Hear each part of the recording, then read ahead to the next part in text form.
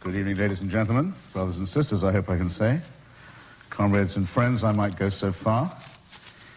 I should say first, I think it's very impressive and rather encouraging that so many people would come out on such a beautiful evening to discuss and debate such a serious and pressing subject. I should add, though, that as a teacher, I insist that anyone who has been told by their professor that they have to be here leaves now. I will not speak to captive audiences. That's good, then. All right. Further to the principles of free inquiry and open debate that go up to make a great university, my view is, and will always be, that it matters not what you think. Anyone can have thoughts. Many people content themselves with feelings. It matters how you think. So since the case has been so well phrased by my predecessor speakers, I thought I might just begin by a thought experiment, by an argument from analogy of a case I once put myself in another context. I wrote a book saying that the British Museum should return to Athens the chunks of the sculpture of the Parthenon, sometimes called the Elgin marbles, always pronounced wrongly in this country. It was Lord Elgin, in fact, hard G, that they had annexed in the 18th century. They didn't make any sense that the sculpture should be separated. It was carved as a unity. That the original crime was the desecration of a great historic culture and a great historic temple, a gross insult to an entire culture and society, the Greeks, the amputation of an organic and aesthetic whole, a theft, a rape, a taking, perpetrated by the strong upon the weak. By the way, this was all done at the same time as the British fleet, Her Majesty's fleet, was also the military guarantor of the slave trade, of the triangular trade of the Atlantic and the Middle Passage. Now, the points I made on this, how justice could be done, how reparation could be made, how a wrong once inflicted could be restored, made good, I could well buttress by fact and could do so now if I was challenged. Additionally, I suppose most importantly, I said that while not every crime committed in the high days of empire and war and plunder could be repaired, this one could. Restitution could be made. That sculpture had been wrenched from its context. It had been broken up. It had been segregated. It had been injured. It had been damaged in the process. Not everything could be put right, but most of it could. It could be reunited. And the scars and the missing fragments and the injuries would be just part of that great narrative once the healing, once the reunification had been more or less accomplished. Now, I was fascinated.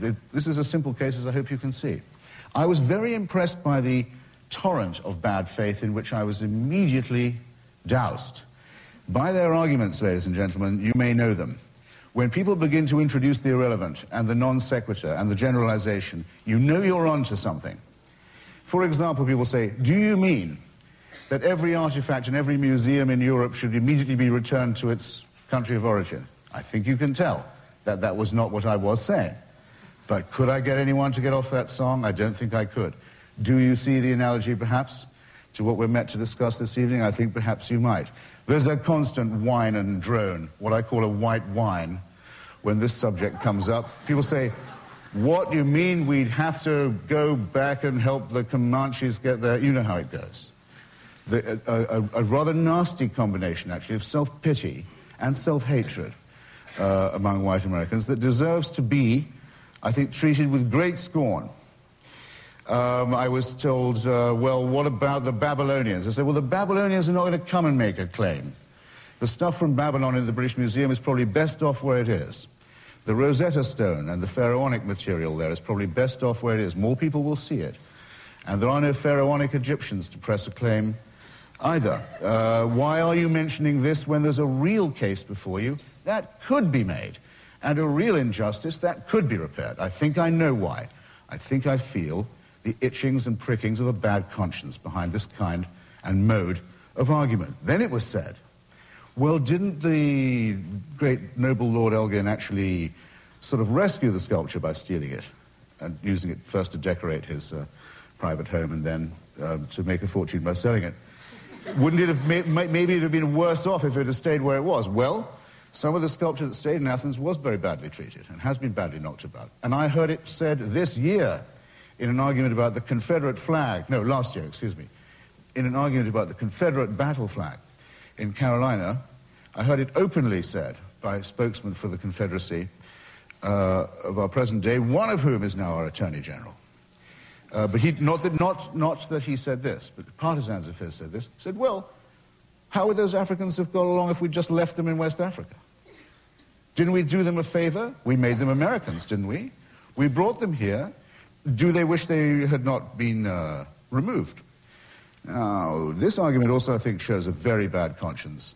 Indeed, I'm going to come back to this argument, by the way. Bear it in mind. Bear in mind what the underlay of this discussion really is.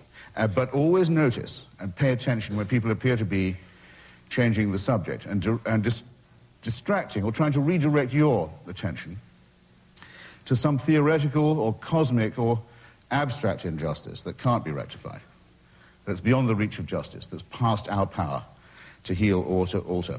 In other words, beware when someone tries to make the best the enemy of the good. This is the charge I'm going to make against the good Professor Lowry, whose opening speech I thought was superb. Beware of making the best the enemy of the good. That's where I'll turn to our present case. Review it in the same way. Conduct, if you will, the same thought experiment. Was there an original traceable offense? Was there a taking, a theft, a rape, a dispossession, a confiscation? There isn't a thinking person who can say no to that. The evidence is very clear, and it mounts with every chapter of historical inquiry. Did it consist of, as I say, a confiscation? Can it therefore be made good? If not all of it can be made good, can some of it be made good?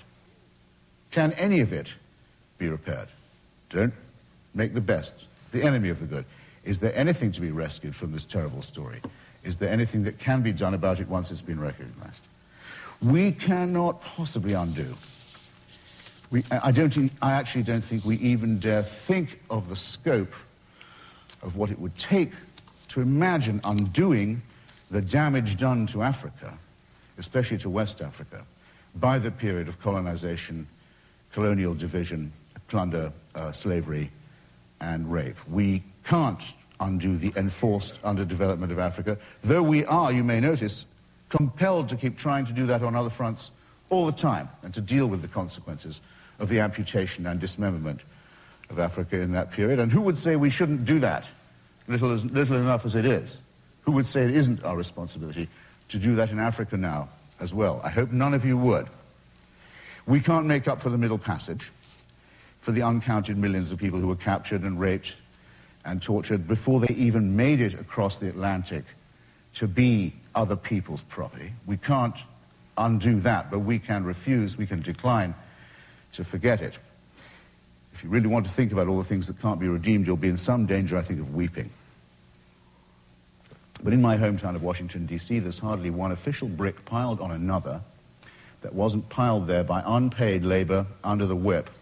And that dead labor becomes dead capital and dead souls, dead money, and it's piled actually in the Treasury Department and the federal financial system, who took that free labor and those dead souls and turned it into capital, and it's back pay, and it's owed, and it's overdue. Now, Professor Lowry, in his very indignant nobility, said that he would repudiate this cash. He'd say, keep your money, you can't buy me like that. I respect him very much for it. I hope he would say that. I would support him in saying it, if he would. He can only say it for himself, it seems to me. He misses two opportunities, and I'll have to condense my remarks here. He misses the chance, a very important chance. He doesn't want us to miseducate African Americans, to feel dependent, to feel mendicant, to feel entitled. And I see why he says so. He's missing the chance to remind white society of what it does not know. He's missing a chance to challenge the complacency and the historical nullity of white society that says we don't owe anyone anything. How dare these people bring all this stuff up? It was too long ago.